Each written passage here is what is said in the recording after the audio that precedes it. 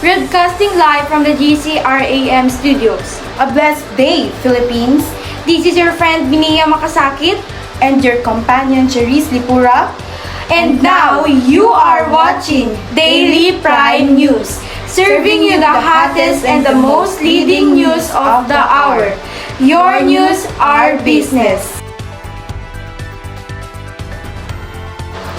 For the headlines, for the international news, strengthening local preparedness for influenza and COVID-19 in Cambodia. For the national news, government extends SIM registration for 90 days. For the local news, 4 additional EDCA sites boost PH humanitarian relief operations in disasters. For the sports news, Gilas Pilipinas is facing manpower issues ahead of 32nd SEA Games.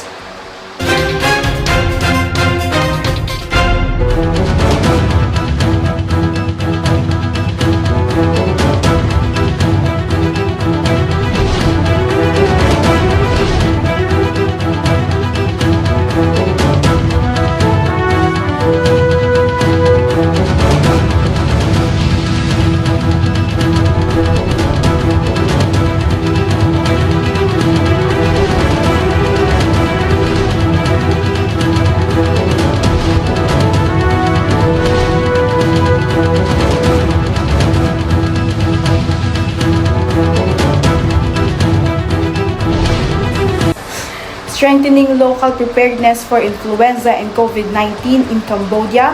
Here's Jasmine Malobag for more details. The coronavirus illness COVID-19 pandemic prompted the adoption of precautions on a global scale to lessen COVID-19 virus transmission.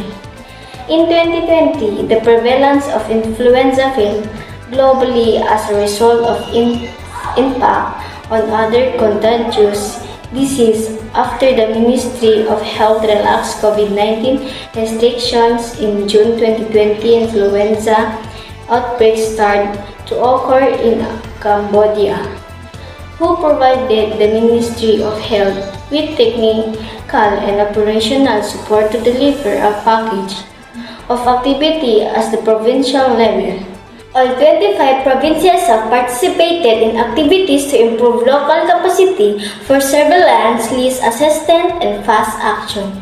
Through the development of strong provincial surveillance capabilities, Cambodia is now on the right track. This is Jasmine Malabag reporting your news, our business. Government extends SIM registration for 90 days. Here's Rolalyn Tolentino for more information. Register your SIM as soon as possible because the deadline can only be extended once based on the law.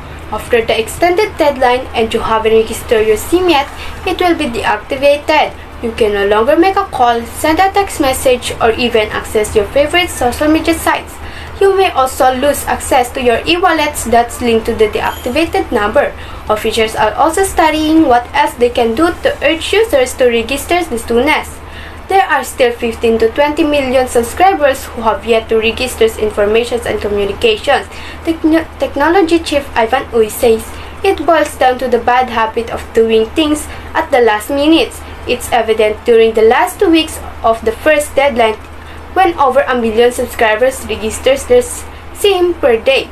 That's 5 to 10 times more compared to the average 100 to 200,000 daily registration during the first weeks of the SIM's registration campaign.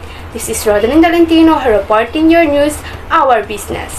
4 additional EDCA sites to boost PH humanitarian relief operations in disasters. Here's Aliyah Lagare for the report.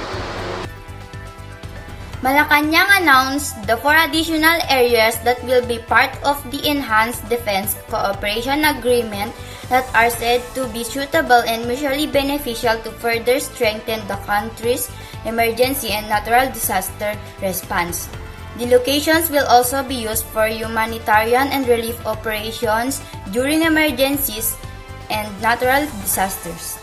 According to the Presidential Communications Office, Naval Base Camilo Isis in Santa underwent inspection and evaluation by the Armed Forces of the Philippines. Santa Ana Cagayan, Lalo Airport, Camp Melchor de la Cruz in Gamu, Isabela and Balabac Island in Palawan.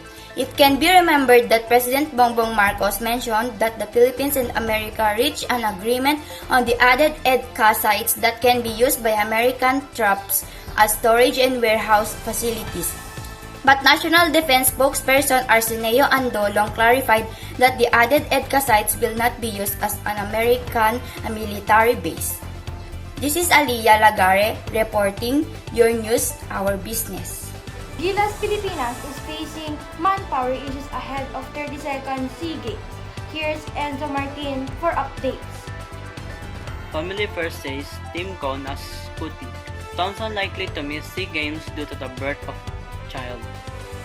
Manila, Philippines. Team Con. The Gilas Pilipinas deputy, who also coaches Scooty.